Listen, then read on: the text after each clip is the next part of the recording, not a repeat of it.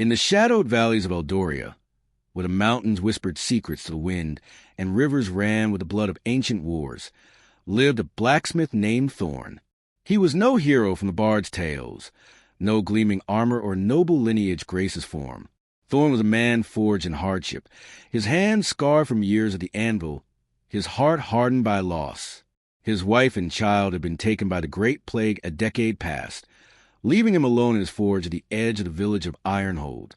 The villagers respected him for his craft, but feared his solitude, whispering that he communed with spirits in the flames.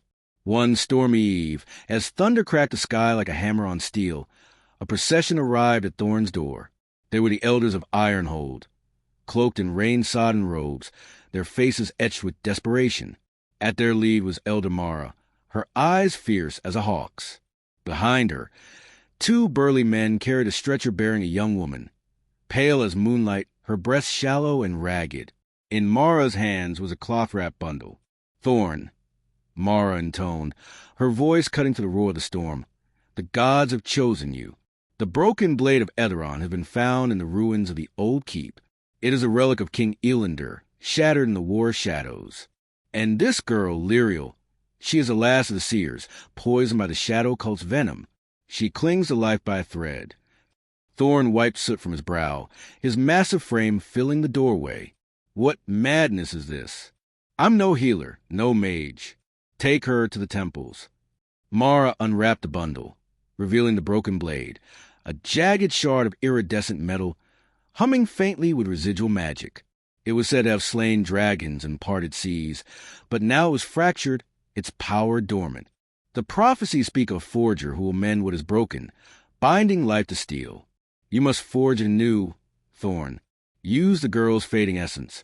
She is willing. Her visions foretold this. If you succeed, the blade will become the Dawnbringer, capable of banishing the encroaching darkness that threatens our lands. Fail, and Eldoria falls to the shadows. Lirael's eyes fluttered open, violet orbs gleaming with otherworldly light. "Please," she whispered, her voice like rustling leaves. "I see, the forge, your hands, light from despair." Thorne's jaw tightened. He had sworn off meddling with fate after his family's death. But the storm raged, and something in Lirael's gaze stirred the embers of his soul. Reluctantly, he nodded. The elders left him in the forge, the door slamming shut against a gale. The forge was a cavern of heat and shadow, dominated by a massive anvil scarred from countless hammer strikes. Thorne laid Lirael on a bed of furs near the fire pit, her skin cold despite the blaze. He examined the broken blade, its edges sharp but incomplete, veins of ancient runes pulsing weakly. To forge it, he would need more than metal. The legend spoke of soul binding, a forbidden art where life force infused the steel. As night deepened, Thorne stoked the coals, the bellows wheezing like a dying beast. Lirael spoke in fits, her words laced with delirium. The shadows come from the abyss, they hunger for light. She was barely 18, orphan like him, raised by the Seers to glimpse futures. The poison was a cruel one, twisting her veins black, sapping her vitality hour by hour. Thorne gathered his tools. Hammer, tongs, fluxes of rare minerals he'd hoarded from traders. But how to bind her life? He recalled old tales from his grandfather, a smith who claimed to have forged weapons with blood oaths. Perhaps her blood mingled with the molten blade. "I won't let you die for a myth," Thorne growled, dipping a cloth in cool water to press against her forehead. Lirael smiled faintly. "It's not death, it's transformation. Forge me into something eternal." Dawn broke gray and unforgiving. Thorne heated the broken blade in the heart of the forge, the metal glowing with an eerie blue hue. As it softened, he hammered it flat, sparks flying like shooting stars. But the fractures resisted, mocking his efforts. Lirael's condition worsened. Her skin grew translucent, breaths coming in gasps. In desperation, Thorne cut his palm, letting blood drip onto the blade. It sizzled, the runes flaring briefly, but nothing more. "Damn the gods," he muttered. Then an idea struck, a reckless one. He would melt the blade entirely, recast it with a core of something living. Lirael's heart? No, that was barbaric. Her essence, perhaps drawn through ritual. Lirael, sensing his turmoil, reached out a trembling hand. Use my visions. I can channel them into the fire. She began to chant in the ancient tongue of the Seers, words that made the flames dance unnaturally high. Visions assaulted Thorne, glimpses of battles, a dark lord rising from the abyss, villages burning, and in the center, a sword of pure light, cleaving the void. Inspired, Thorne plunged a blade into the inferno. As Lirael's chant peaked, she collapsed, her body convulsing. Without thinking, he scooped her up, placing her hand on the anvil beside the glowing metal.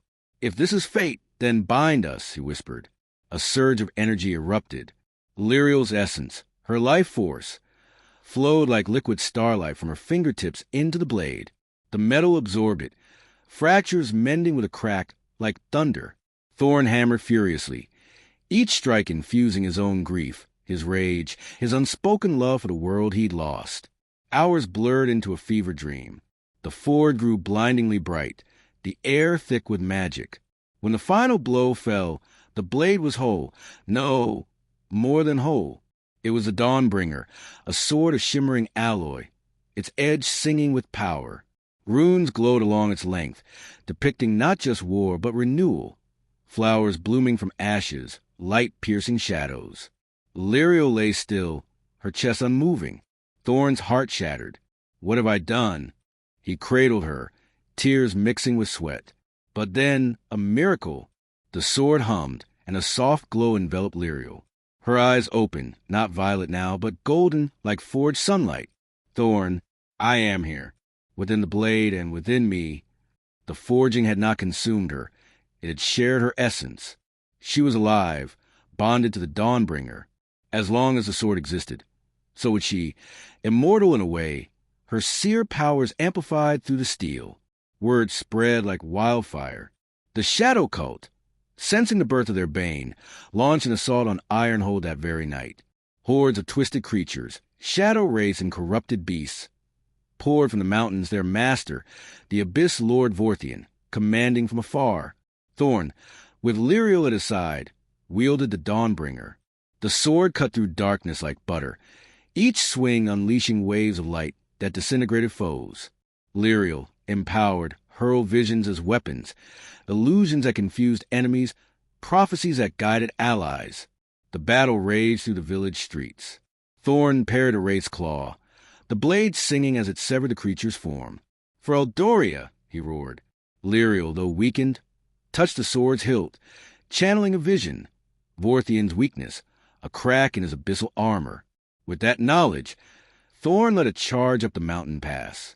The Dawnbringer blazed, illuminating the path. At the abyss's edge, a yawning chasm spewing darkness, Vorthian awaited, a colossal figure of writhing shadows. "You dare challenge the void?" Vorthian boomed, his voice echoing like crumbling stone. Thorne raised the sword. The void fears the light. The clash was cataclysmic. Vorthian's tendrils lashed out, but the Dawnbringer repelled them, each contact birthing explosions of radiance. Lirael, linked to the blade, whispered strategies into Thorne's mind. "Strike the heart, now!" With a mighty thrust, Thorne pierced Vorthian's core. The Abyss Lord shrieked, his form unraveling into wisps of smoke. The chasm sealed, the shadows retreating like a receding tide. Eldoria was saved. But the forging changed everything beyond that night. The Dawnbringer became a beacon of hope, its power not just destructive but restorative. Barren lands bloomed, plagues lifted, and divided kingdoms united under its glow. Thorne and Lirael wandered the realms as guardians. He, the forge-returned warrior. She, the seer reborn. Their bond deepened, love forged in fire, unbreakable as the blade itself. Villages erected statues in their honor. Bards sang of the broken blade, mended by a dying girl's sacrifice and a blacksmith's resolve. Yet Thorne knew the cost. In quiet moments, he felt the weight of what he'd wrought. A world altered, fates intertwined. The gods' chosen path had led to salvation, but also to eternal vigilance. For shadows always linger, waiting for light to dim. In the end, what he forged was not just a sword, but a new era, one where despair birthed dawn and broken souls mended the world.